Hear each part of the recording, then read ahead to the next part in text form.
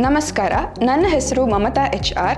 ನಾನು ಅಖಿಲ ಭಾರತ ವಾಕ್ಶ್ರವಣ ಸಂಸ್ಥೆಯಲ್ಲಿ ಉಪನ್ಯಾಸಕಿಯಾಗಿದ್ದೀನಿ.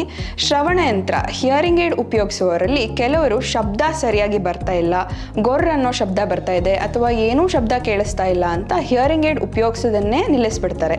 ಇವತ್ತು ನಾವು ಅಂತಹ ಸಮಸ್ಯೆ ಬಂದಾಗ ಏನು ಮಾಡಬೇಕು ಅನ್ನೋದನ್ನ ತಿಳಿದುಕೊಳ್ಳೋಣ. ಏನೂ ಶಬ್ದ ಬರ್ತಾ ಇಲ್ಲ ಅಂದಾಗ ಹೊಸ ಬ್ಯಾಟ್ರಿಯನ್ನು ಹಾಕಿ ಚೆಕ್ ಮಾಡಿ ನೋಡಬೇಕು. ಬ್ಯಾಟ್ರಿ ವೀಕ್ ಆಗಿರೋ ಸಾಧ್ಯತೆಗಳು ಕೂಡ ಇರುತ್ತೆ.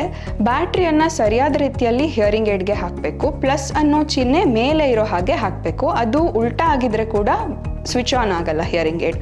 ಗೊರ್ರ್ ಅನ್ನೋ ಶಬ್ದ ಅಥವಾ ಡಿಸ್ಟಾರ್ಷನ್ ಬರ್ತಾ ಇದೆ ಅಂದರೆ ಹಿಯರಿಂಗ್ ಏಡ್ ಮೈಕ್ರೋಫೋನ್ ಅಂತ ಏನು ಹೇಳ್ತೀವಿ, ಅಲ್ಲಿ ಕಸ ಅಥವಾ ಡಸ್ಟ್ ಬ್ಲಾಕ್ ಆಗಿದ್ರೆ ಶಬ್ದ ಒಳಗಡೆ ಬರೋದಿಲ್ಲ. ಮೈಕ್ರೋಫೋನ್ ಮೂಲಕ ಶಬ್ದ ಹಿಯರಿಂಗ್ ಏಡ್ ಒಳಗಡೆ ಪ್ರವೇಶಿಸುತ್ತೆ.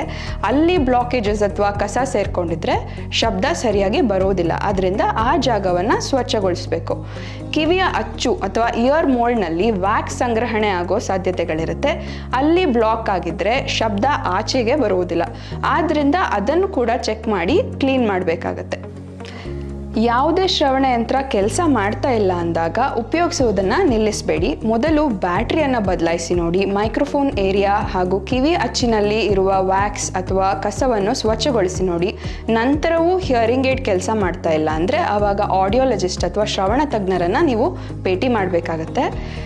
ಹಿಯರಿಂಗ್ ಏಡ್ನಲ್ಲಿ ಬರುವಂತಹ ಸಾಮಾನ್ಯ ಸಮಸ್ಯೆಗಳನ್ನು ಹೇಗೆ ಸರಿ ಮಾಡಬಹುದು ಅನ್ನೋ ವಿಚಾರವಾಗಿ ಮಾಡಿರುವಂತಹ ಈ ವಿಡಿಯೋ ನಿಮಗೆ ಸಹಾಯವಾಗುತ್ತೆ ಅಂತ ಆಶಿಸ್ತೀನಿ. ಈ ವಿಷಯವಾಗಿ ಬೇರೆ ಪ್ರಶ್ನೆಗಳಿದ್ದಲ್ಲಿ ಈ ಕೆಳಗಿನ ಸಂಖ್ಯೆಗೆ ಕರೆ ಮಾಡುವ ಮೂಲಕ ಅಥವಾ ಇಮೇಲ್ ಸಂದೇಶವನ್ನು ಕಳಿಸುವ ಮೂಲಕ ಸಂಪರ್ಕಿಸಬಹುದು. ಧನ್ಯವಾದಗಳು.